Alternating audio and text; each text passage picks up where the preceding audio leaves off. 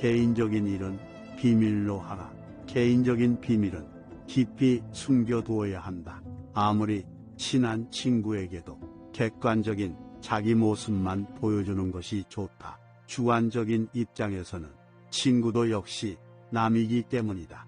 만일 우리가 친한 친구라고 해서 모든 비밀을 말해버리면 나중에 뜻하지 않은 피해를 받을 우려가 있다. 옛부터 과묵함을 처세술의 근본으로 삼은 것은 그 때문이다. 아라비아의 격언을 보면 생활의 지혜가 담겨 있다. 적에게 알려서 안 될 일은 친구에게도 알리지 말라. 비밀을 지키면 비밀의 주인이 되지만 비밀을 고백하면 비밀의 노예가 된다. 그리고 평화의 열매는 침묵의 나무에서 열리는 법이다. 자신의 재능을 과시하지 마라. 자기 재능을 세상 사람들에게 크게 과시하는 것처럼 어리석은 사람은 없다. 남의 재능을 보면 대다수의 사람들은 칭찬과 격려를 하는 것 같지만 속으로는 시기와 질투심에 사로잡힌다. 특히 똑같은 일로 경쟁 관계에 있는 사람들로부터는 증오나 원한을 사게 된다. 자신의 뛰어난 재능이란 과시하는 순간 공격의 표적이 된다는 사실을 잊어서는 안 된다. 이미 말했지만 인간의 가장 큰 본능은 쾌락과 허영심을 만족시키는 일이다. 이 쾌락과 허영심은 남과 자기를 비교한 우월감에서 나오는 것이어서 함께 어울려 있는 가운데 어느 누가 뛰어난 재능을 가졌다는 것은 다른 많은 사람들에게 정신적 모욕감이나 피해를 주는 일이다.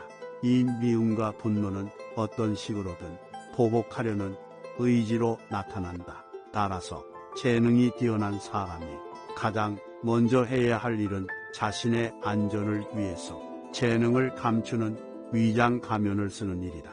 재능이 뛰어난 사람은 자신이 남들과 똑같이 평범하다는 것을 애써 보여야 한다. 잘난 체하는 사람들이 미움을 받는 것은 그 때문이다. 그러므로 높은 지위에 오르거나 돈이 많은 사람은 남들의 부러움과 존경의 대상이 되지만 재능이 뛰어난 사람이 합당한 존경을 받는 일은 거의 없다. 아마 그런 사람들은 성인 군자들의 사회에 살아야 제대로 존경을 받을 것이다. 사람은 따뜻한 체온을 원한다. 그래서 햇빛이나 난로 곁에 가까이 가려고 한다. 이런 현상은 본능적인 충동과 같아서 사람들은 자기에게 기쁨을 주는 사람과 만나려고 하는 본능이 있다. 그런 사람이란 누군가. 남자는 지능이 좀 모자란 사람이고 여자는 미모가 떨어지는 사람이다. 뛰어난 미모를 가진 여자는 친구가 없다. 누가 뛰어난 미모를 가진 친구와 어깨를 나란히 하고 가려고 하겠는가. 하지만 못생긴 여자들 곁에는 미인 친구들이 많다. 특히 못생긴 여자가 지위나 신분이 높은 경우에는 더욱 크게 환영을 받는다. 남자 역시 머리가 뛰어난 천재에게는 친구가 모여들지 않는다. 이렇게 남자들은 좀 바보처럼 보여야 하고 여자도 외모가 떨어져야 다른 사람들이 친밀감을 느낀다. 자신이 겪고 있는 슬픔에 대해 말하지 마라. 진정한 우정이라는 것이 옛 얘기에 나오는 큰 바다뱀의 전설처럼 실제로 있는 것인지 상상인지 나는 잘 구별할 수가 없다. 어떤 사람들은 자기 목숨을 내줄 만큼 고귀하고 깊은 우정을 나누었으며 지금도 그런 우정을 갖고 있다고 장담하기도 한다. 이런 각박한 세상에서 그런 친구를 둔 사람은 아주 다행이다. 그러나 만일 내가 가장 친하다고 믿고 있는 어느 친구가 내가 없는 자리에서 다른 사람들과 나에 관해서 은밀히 한 말들을 들었다면 아마 나는 그 친구와 얼굴을 마주 대하지 못할 것이다. 그 말은 내가 허물없는 우정이라고 믿고 있는 친구도 참기 어려운 비난과 모욕적인 말을 나에 관해서 하고 있는 것이다. 물론 그는 이런 말은 비밀이다라는 전제를 반드시 붙인다. 친구의 진실한 우정을 시험해 보려면 우리가 최근에 겪고 있는 불행을 하소연하는 것이 가장 좋은 방법이 될 수가 있다. 물론 친구에게 절실한 도움을 요청해야 한다.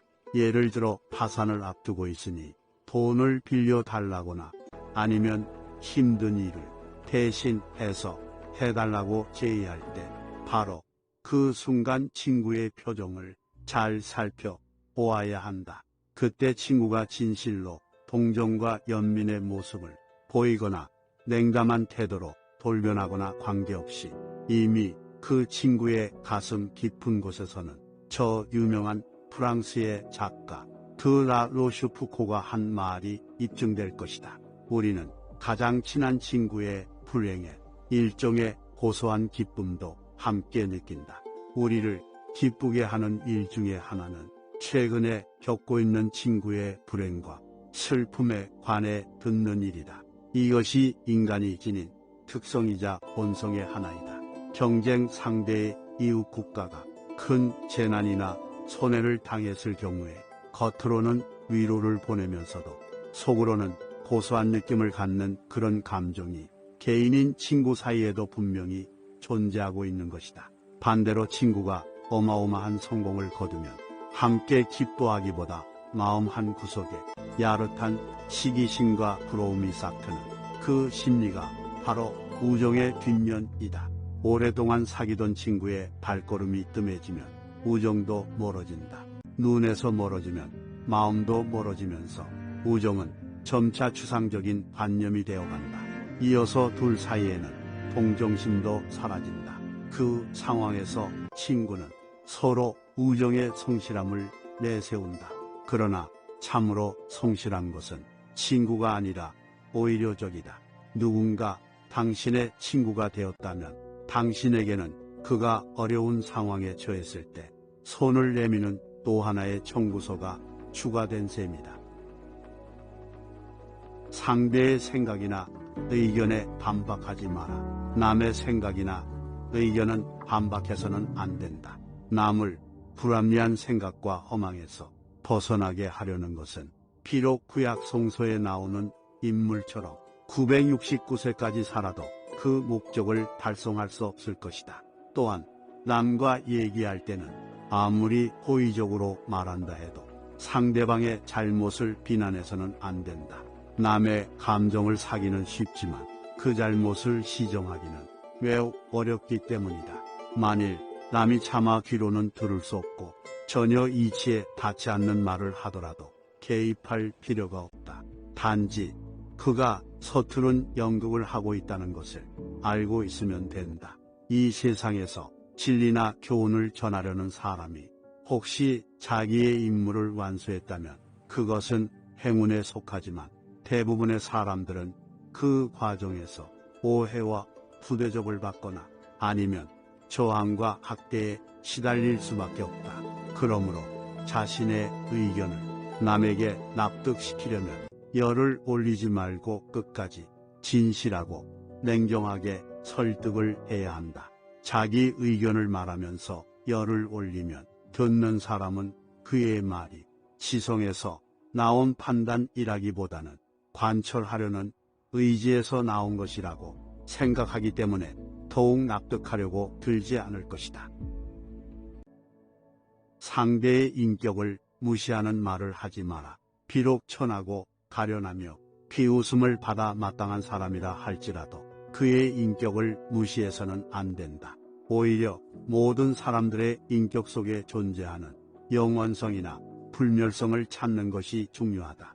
아무리 나쁜 인격자를 만나더라도 그래, 세상에는 저런 추악한 존재도 필요하지 라고 생각해야 한다. 만약 우리들이 그런 사람을 적대시하면 우리들은 불의를 저지를 수밖에 없고 우리들의 일생은 온통 투쟁에 걸어야 한다. 우리는 그런 사람의 개성과 성격, 능력, 기질 혹은 용모를 뜯어고쳐 새롭게 만들 수가 없지 않는가.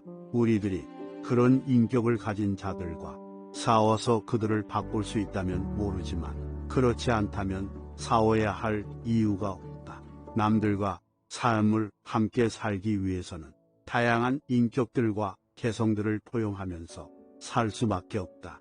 어차피 그들을 내가 바꿀 수 없을 바에는 비난할 필요도 없다. 아무것도 말하지 말아라. 어떤 사람의 흉악한 성격의 일면을 파악한 뒤에 그 사실을 잊어버리는 것은 마치 애써 모은 돈을 창밖에 내던지는 것과 다름없다. 누구나 남의 성격을 파악한 뒤에는 그 사람에 대한 경계의 의미로 기억해두면 터무니없이 남을 믿어서 받는 손해를 피할 수 있다. 사랑하지도 말고 미워하지도 말아라. 이것이 지혜의 절반에 해당된다. 아무것도 말하지 말고 아무것도 믿지 말라. 그것이 지혜의 나머지 절반이다. 그러나 이런 명언을 지켜야 하는 이 세상에서 산다는 것은 얼마나 어처구니 없는 일인가.